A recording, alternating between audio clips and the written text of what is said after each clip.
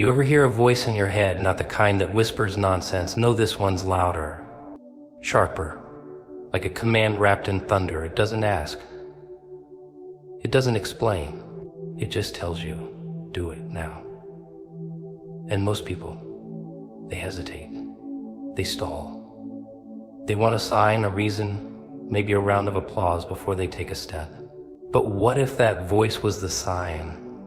What if waiting is just fear dressed up as logic? Funny thing about voices, the loudest ones aren't always outside. No, the ones that really mess with you, they're internal, subtle, like a whisper wrapped in static. It doesn't shout, it doesn't knock down your door, it just leans in and says, hey, you know what this is? You know what you're supposed to do. And it's always there, like background noise you can't shut off. You turn up the music, drown it in work, laughter, distractions, but it keeps humming underneath, waiting for a quiet moment to remind you that you're full of it. Because deep down you do know you always have. The job you're not meant to be in, the relationship you've outgrown, the risk you keep avoiding. It's all there, printed in big, bold letters on the inside of your skull. But the moment you hear it, the mind kicks in. The mind's clever, it throws out excuses like candy. Now's not the time, it's risky, people won't understand. What if I fail? That voice, that inner pull, it isn't confused. It doesn't deal in logic. It just knows. But people are funny. They'll listen to strangers, to critics, to likes and retweets and random people who don't even know them. But the one voice that's been with them from the beginning, the one voice that's trying to shove them into the truth, that one they doubt. They ignore it, mock it, silence it, because it's inconvenient. Because if they admit it's real, then they'll have to move, and movement. That's scary, that's commitment. That's stepping into something without knowing how it ends. That voice, it doesn't need to explain itself. It doesn't hand out blueprints or timelines. It doesn't say you'll be safe. It just says, this is the way. And the thing that drives people mad is they can feel it's right. They feel it in the pit of their gut, in their sleepless nights, in that tension behind the eyes when they're smiling through something that's killing them. That's the voice tugging at the strings. Not out of cruelty, but because it refuses to let you rot in mediocrity. You can lie to the world, put on a show, pretend you've got it all figured out. But you can't lie to that voice. It sees through the mask. It laughs at the script. It's been watching the reruns and knows you're bored of the same scenes. And the more you ignore it, the louder it gets. Not in volume, but in consequence. Things stop working. The job becomes unbearable. The people around you start feeling like strangers. Everything starts feeling fake because, well, it is. That voice doesn't want you comfortable. It wants you real. And real hurts. Real's messy. Real means walking into uncertainty without a map. But real is also alive. And that voice, that's the alarm clock for the soul. The slap in the face when you're stuck sleepwalking through your own life. You ignore it long enough and it starts to scream in other ways: panic attacks, burnout, resentment, regret. Not because it hates you, but because it's the only part of you that actually gives a damn. Everyone's chasing clarity like it's some golden prize. Like one day they'll wake up with every answer delivered on a silver platter. But clarity doesn't come before you act, it comes after. It's earned, and the voice knows that. It knows the moment you leap, things start shifting. Paths appear. Doors open. But none of that happens if you keep sitting on your hands, pretending not to hear it. People always say they're waiting for a sign, as if the voice inside of them isn't a sign. As if that restless feeling isn't proof enough. They want fireworks, divine letters, prophetic dreams. But signs are subtle. They live in discomfort. In the tension between who you are and who you pretend to be. That tension, that's the message. That's the push. And you can ignore it for years, decorated with distractions, medicated with routine, but it never really goes away.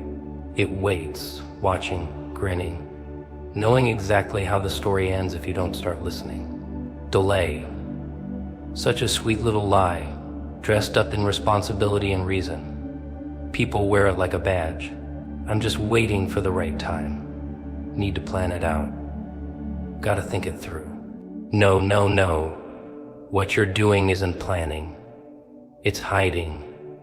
It's fear in a suit. Fear in makeup. Fear pretending to be smart. Because the truth is, if you were really ready, you wouldn't be saying it, you'd be doing it. But fear?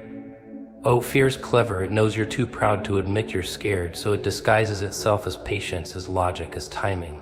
But strip all that away and all you're left with is a terrified child staring at a door they're too afraid to open. You ever watch someone stand at the edge of change? They look like statues. Dead eyes, nervous smile, stomach twisting into knots while their mouth keeps spitting out reasons not to move. And the funniest part, they know. Deep down, they know they're full of it. They know the thing they're not ready for is the very thing eating them alive. It's like watching someone trapped in a burning room trying to find a polite way out instead of just kicking the door open, and the world plays along. Society loves delay. It rewards hesitation dressed as maturity. Take your time, think it through. Sleep on it. Why? Because the longer you wait, the more predictable you become. Safe, easy to manage, no risk, no rebellion, just another cog in the beautiful little machine of stagnation. They don't want you leaping into the unknown. They want you filling out forms and staying in line. Wait your turn, they say. Your moment will come. But what if your moment is now, and you're too busy blinking to see it? You want to know what fear looks like in disguise. Look at the people who are always almost starting. I've been working on something big, I'm preparing, it's coming. Years pass and nothing changes.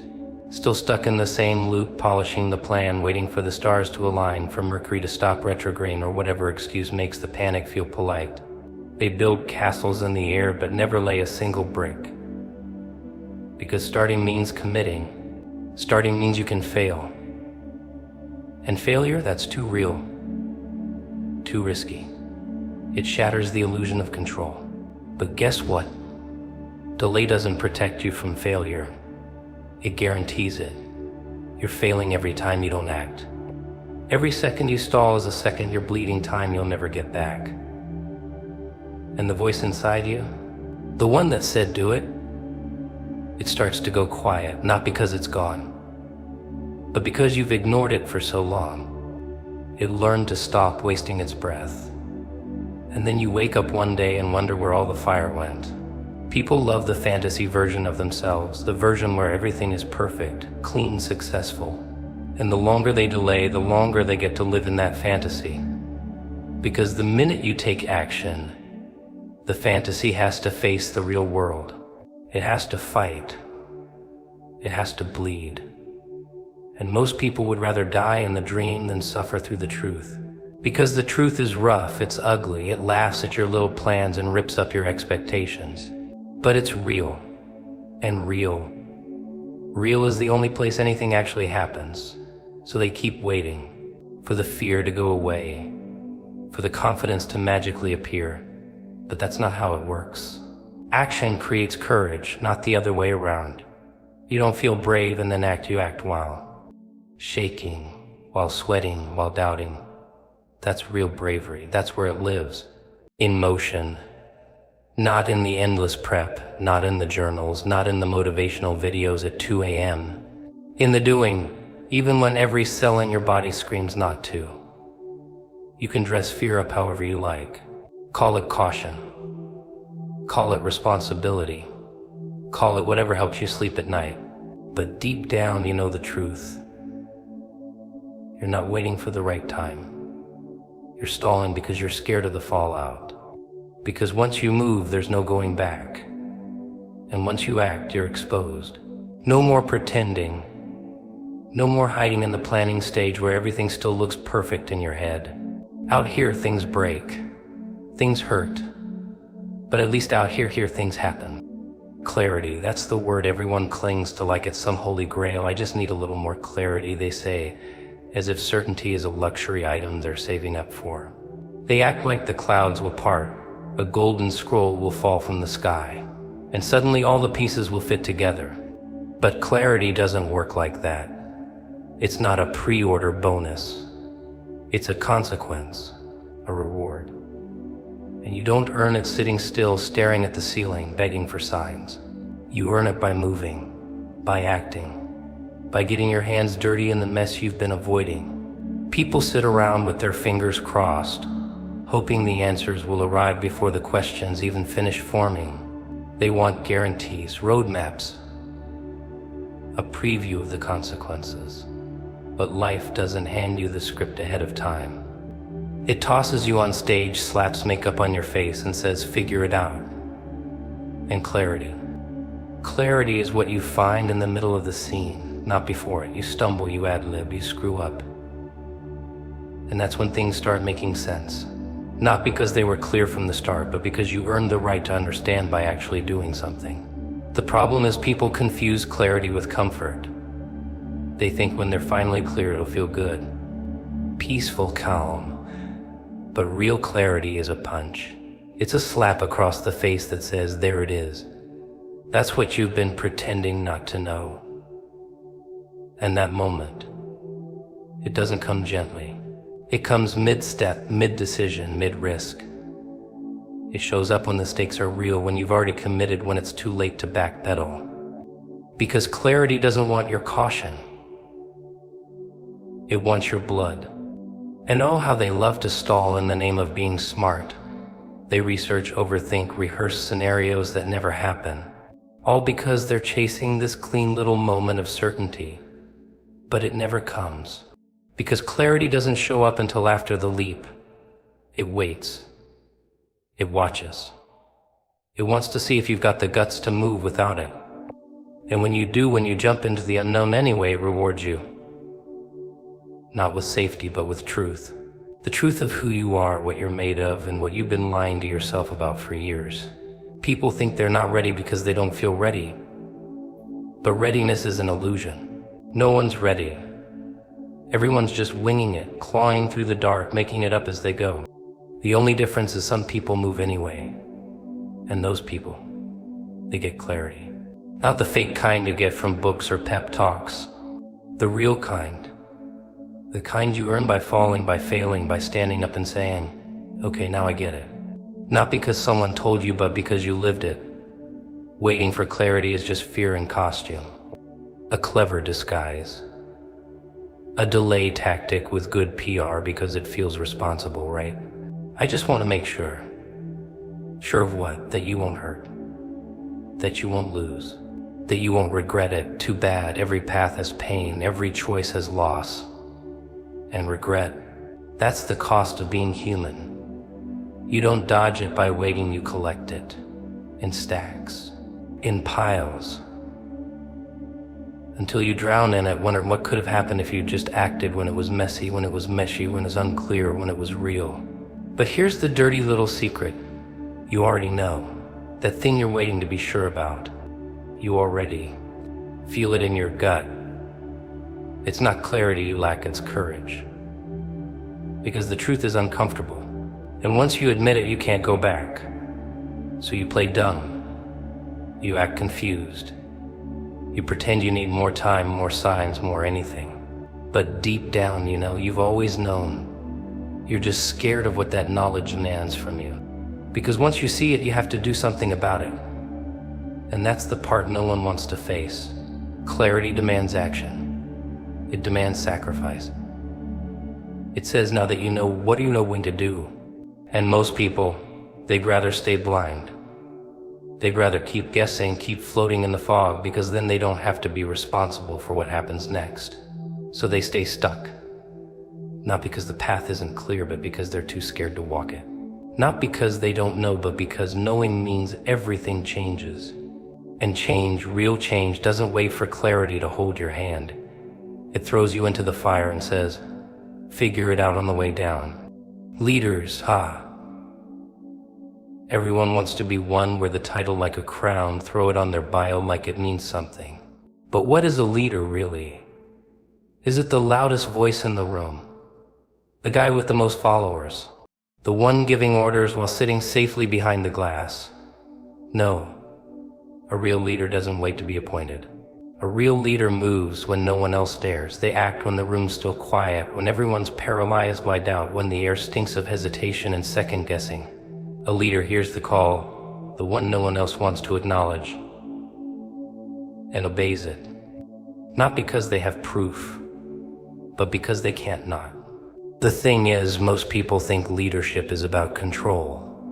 No, no, no. It's about surrender, not to the crowd, not to the applause, but to that internal shove, that pull in the chest, that gnawing itch that says move. It doesn't ask if you're qualified. It doesn't care about your resume. It doesn't wait for a vote. And it sure as hell doesn't come with applause. It's raw. It's inconvenient. It's lonely. Because leaders don't follow the herd, they walk straight into the unknown while everyone else watches from behind their screens, whispering about how crazy it looks. People want to be told when it's safe. When it's time, they wait for permission. For signs, for someone in a suit to say you may proceed. But leadership doesn't come wrapped in permission slips. It comes when the room is dead silent and your instincts are screaming bloody murder. And still you move. You move because something inside you already decided, already crossed the line before your body ever caught up. And no one claps for that. They question it, mock it, resist it. Because your motion makes their stillness unbearable. Obeying the inner call isn't glamorous. It doesn't come with security. It comes with risk, with rejection. With nights where you stare at the ceiling wondering if you've lost your damn mind. And maybe you have, but maybe that's the price of hearing something deeper than the noise.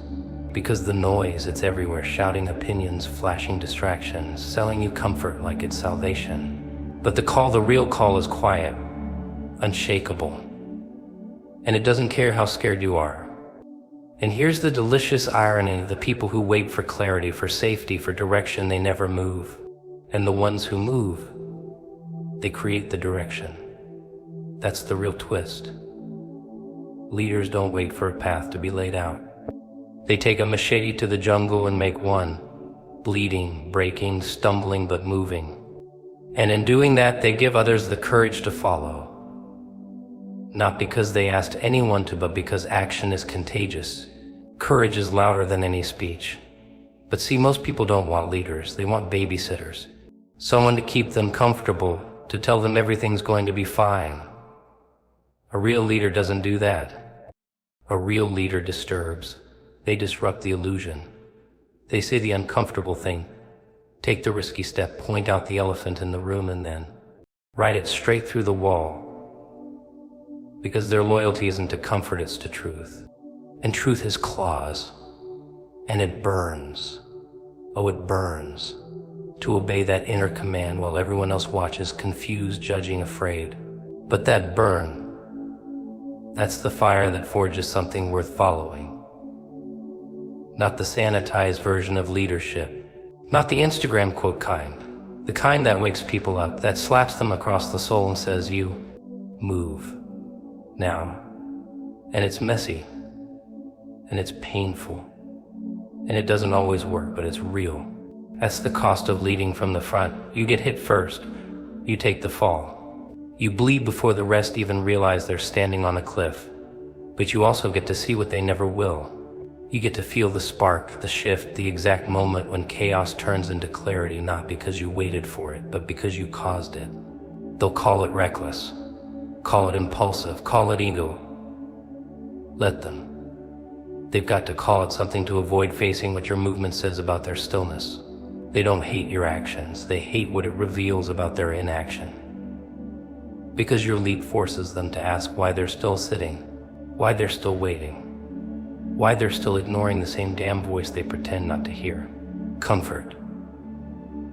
That soft little prison everyone's so desperate to decorate. Cushions, candles, distractions, routines. Oh, it's adorable, really, how people will do anything to feel safe. They wrap themselves in the familiar, cling to routine like it's a life raft. But here's the thing about comfort: it's a sedative, a drug. The kind that numbs the edges just enough so you forget you're dying slowly. It doesn't scream. It whispers. It wraps around your spine, tells you everything's okay while your fire flickers into a flicker, then a glow, then nothing. You don't even notice it going out because it happens so quietly, so politely. You want to kill potential. You want to bury your ambition with a smile on its face. Get comfortable. Get really, really good at comfort. Build a little world where nothing challenges you, where every decision is safe, predictable, easy. Surround yourself with people who never push, never question, never demand more. Find a job that pays just enough to keep you from risking anything better. Find entertainment that keeps your mind busy but never awake. That's the formula, that's the trap. People think hell is fire and torment, but real hell is lukewarm. Real hell is scrolling for hours in a room that smells like yesterday and tastes like regret. And here's the kicker: comfort looks like success if you squint hard enough. The steady paycheck, the stable relationship, the decent apartment. Paper, it works. But your soul doesn't run on paper. It runs on tension. It runs on stretch. On chaos. On those nights where you've got no idea what comes next, but you're in it, fully, desperately alive. Comfort doesn't want that. Comfort wants you sedated. Small. Predictable. It doesn't want you to feel alive, it wants you to feel okay. But okay is a death sentence dressed as a compliment. You're doing okay. Everything's fine. That's what people say when you're not threatening anyone. When you're just competent enough to not cause a scene. But scenes shake the system. Scenes wake people up. Comfort hates that. Comfort wants obedience. It wants you tired just enough to not resist, busy just enough to not question, satisfied just enough to not explode. People think pain is the enemy, but pain wakes you up. It tells you something's wrong. Pain is the alarm clock. Discomfort is the compass. But what do people do when they feel it? They shut it up. Pills, phones, porn, likes, work, anything to avoid the burn. Because the burn demands you change. It demands you move. But comfort convinces you that burning is bad. That it's a problem to fix instead of a signal to follow. That's how you get stuck in a life that's technically working but spiritually bankrupt. You know who makes the biggest noise in this world? The ones who make friends with discomfort. The ones who run toward the fire while everyone else is looking for the exit. Because discomfort doesn't mean danger. It means growth. It means you're pushing past the padded walls they built to keep you manageable. It means you're tearing off the labels they glued to your forehead when you were too young to fight back. And every time you choose discomfort over ease, you're reclaiming a piece of yourself they told you to trade in for approval. But approval's a scam too, a shiny leash. They give you just enough validation to keep you from noticing you're still in a cage. And comfort is what makes that cage feel like home. That's the genius of it.